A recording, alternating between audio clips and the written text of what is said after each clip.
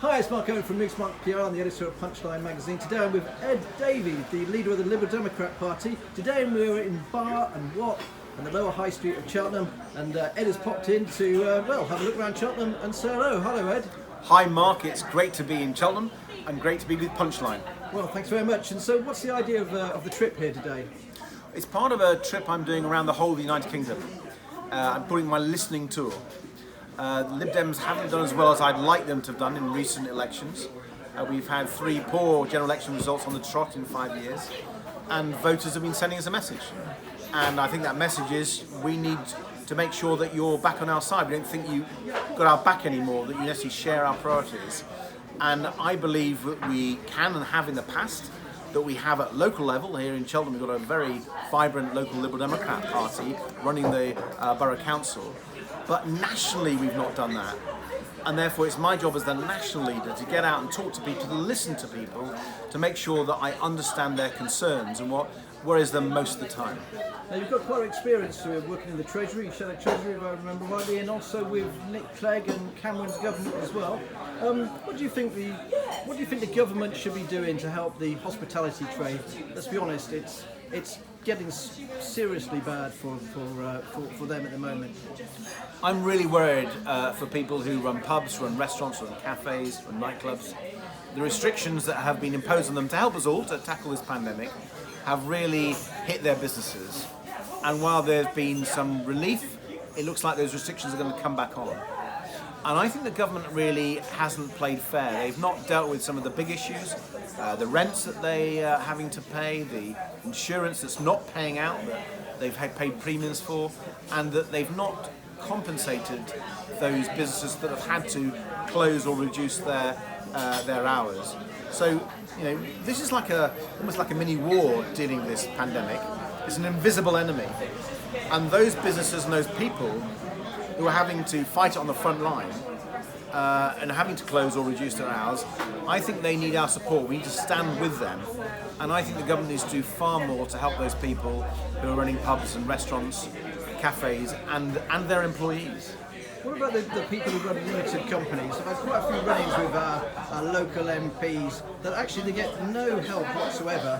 What would the Liberal Democrats do for those limited company directors? This is a massive issue. It's all about helping the self-employed. There's about 5 million self-employed people in Britain.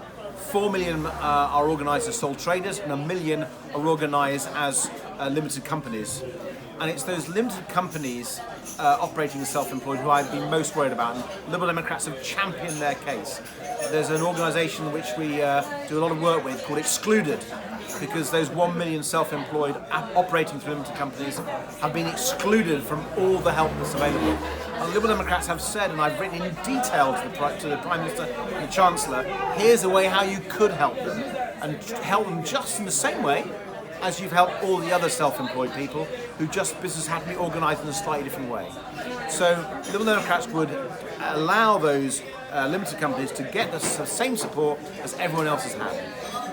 Now, if you don't mind me saying, I've read the background. You've had a very tough upbringing yourself. Your mother died when you were young, and your father passed away as well. And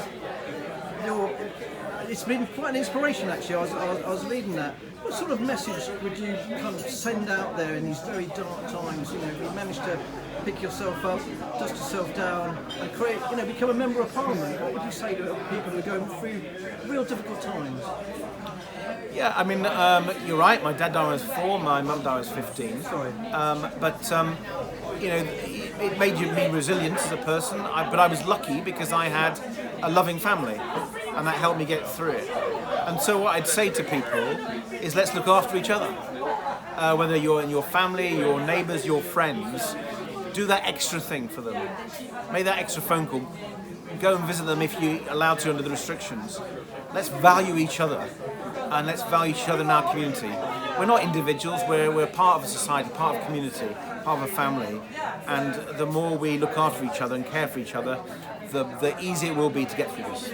I always ask people who I meet, what are their top 3 business tips? Sorry to drop you in there. I normally keep people up before it. What would your top 3 business tips be?